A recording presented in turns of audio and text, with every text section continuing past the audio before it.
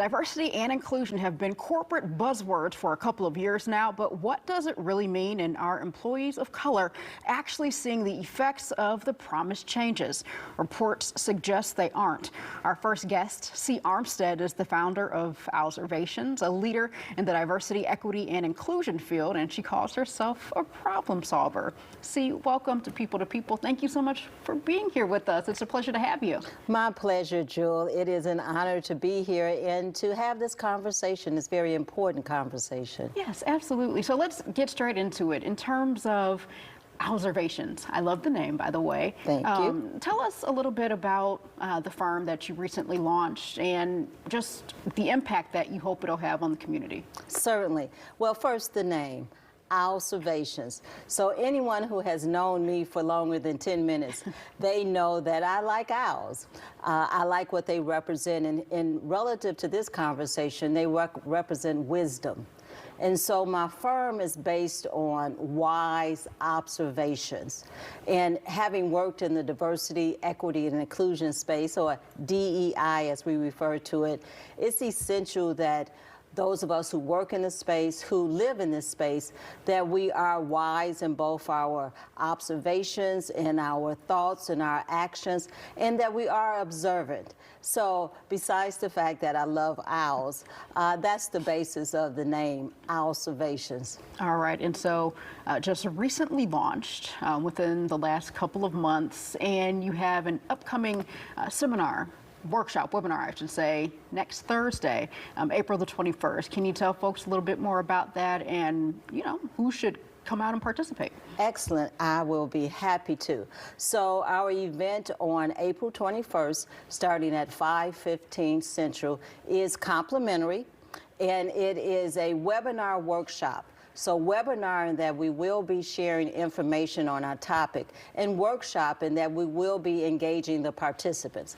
Now the topic, it is looking at phenomenal women in the workplace, and particularly women of color, looking at how they engage with phenomena, hence the word phenomenal women, how they engage with situations that they encounter, phenomena that have been recognized and researched, and most importantly, ways identified to effectively deal with those phenomena. We will focus on 4. One is microaggressions, and those are those situations that people of color and other marginalized groups encounter not only in the workplace, but we're focusing on the workplace, that basically are those little chips away at who you are in your social identity. The second is looking at what is referred to as imposter syndrome. Mm-hmm. And many in the audience may be familiar with this concept, this phenomena. And it is not unique to those from marginalized groups, but we often experience it more often.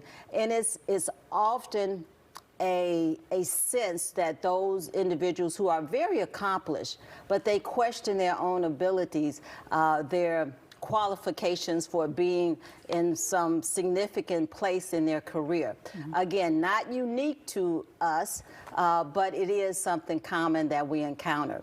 The third one that we're going to look at is referred to as pet to threat.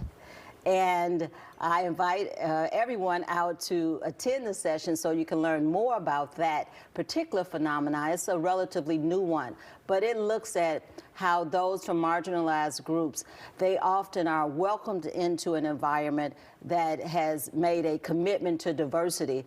They're welcomed in and sort of treated like a pet. Mm-hmm. And then at a certain point in their career in this organization, it's transformed and they're perceived as a threat. Again, come to the session next Thursday, and not only will you learn about it, but most importantly, you'll learn how to deal with it. And so at our session, we'll have some information that's shared, and then we'll have 2 phenomenal women who will serve as our panelists, Dr. Eliza Ng and an attorney, a good friend of mine, Dr. Yvette Simmons, and they will talk about their experiences with these phenomena. And I am honored and excited to be the moderator. So, Oh, yes, yeah, I'm yes. learning a little bit about this. I've been researching and studying up. And a follow-up question for you. In this day and age, last week, we celebrated Ketanji Brown Jackson earning her spot as a justice to the Supreme Court. And so she, along with so many other women of color and black women, have earned amazing success in all aspects of life, including professionally. But from this webinar that you're having and the information that you're sharing with people, it sounds like women of color, black women, the whole shebang, I guess you can say, still face a lot of identity challenges and issues related to bias in the workplace. Oh, absolutely. Well, first of all, we absolutely celebrate our new U.S. Supreme Court Justice, as well as many other women of color, and that includes all ranges of racial, ethnic diversity, that we are making great strides, and we're earning it. It is all earned. And at the same time, the workplaces, the environments that have expressed commitment to diversity, equity, and inclusion, they're still struggling with the equity and inclusion piece. So yes, things are getting better, but absolutely we still face day-to-day challenges. But let me emphasize one key aspect of not only this webinar next week, but also the work of observations. We want to bring to light and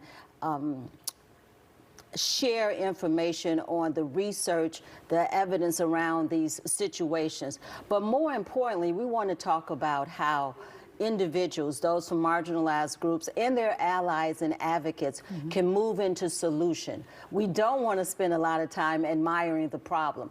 It's important to recognize the problem, understand it, but then we get to the so what, now what?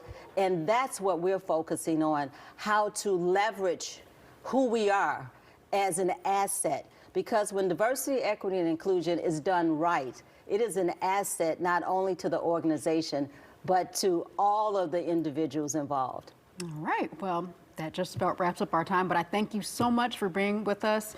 Sounds like a phenomenal event. Again, Yes. I look forward to moderating next Thursday, April the 21st. And again, this webinar, Phenomenal Women of Color, Flipping Phenomena to Your Favor in the Workplace. It gets started Thursday, April 21st at 5:15 p.m. with networking, and then the event follows immediately after. For more details, check out observations.com.